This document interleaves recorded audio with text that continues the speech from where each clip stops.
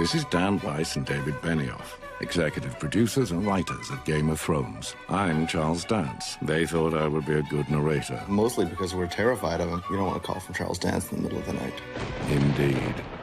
David and Dan have been friends for over 17 years. 18 years, I think. Since 1995. They share an office. Why not? 7 years ago, a package of books showed up at David's door. I thought, there's no way in hell I'm going to read it. The shortest one is 800 pages, and the longest one's 1,100 pages. I said, what the hell is this? They loved the story. Got to the scene where Bran got tossed out that window. Spoilers. I didn't see that coming at all. I was hooked.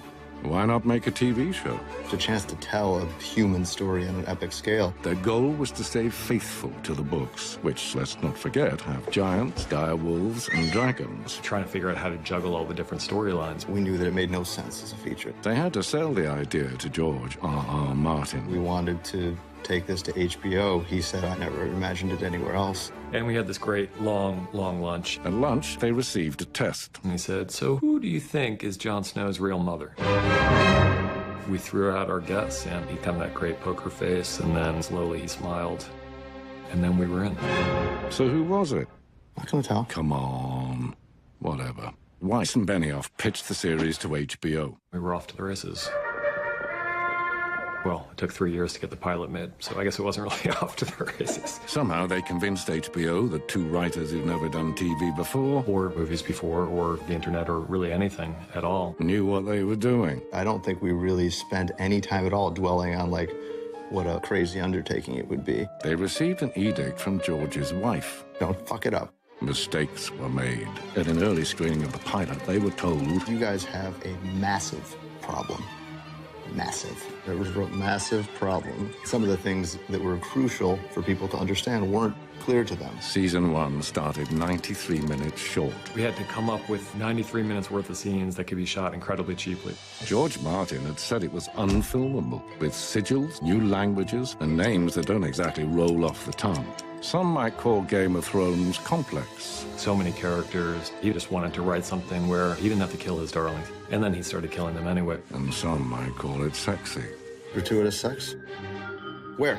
This is where Weiss and Benioff adapt the unadaptable. One of us will write the first half, and the other will write the second half. Pass drafts back and forth. Just keep passing them back and forth. I wonder if they ever get writer's block. There's no time. It takes a cast and crew of hundreds to bring this story to life.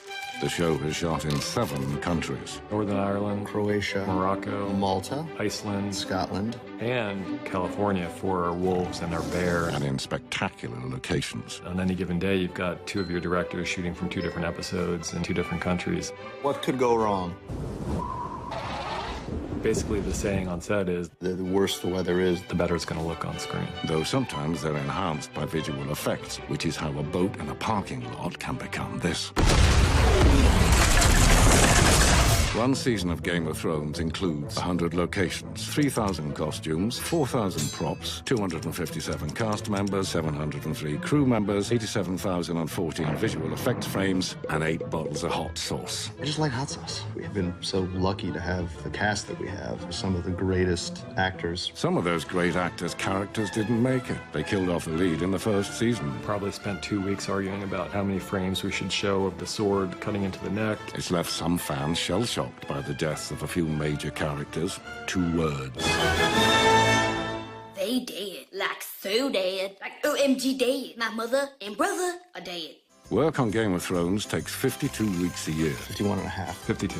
A typical day includes editing the episodes, working with the VFX team, working with our composer, working with the sound team, and outlining the coming season. They have good chemistry and try to keep things light on the set. Script jokes fool actors into thinking that they've got certain scenes. They're not as gullible as they used to be. George comments after watching every episode. He's a pretty tough grader, yeah. Game of Thrones has become part of the cultural zeitgeist. The fan response has been overwhelming. Saw the artwork and so much of it blew us away. One piece of that's actually in my bedroom at home. They've dedicated their life to this show for the last 7 years. Kind of pathetic how much time we spend together. Our wives give us a lot of shit about it. They say we're married at this point. We love it, and it's the best job in the world. A job that shows no sign of slowing down. The story grows with each episode, and nobody except Mr. Martin, Mr. Benioff, and Mr. Weiss knows where it will end.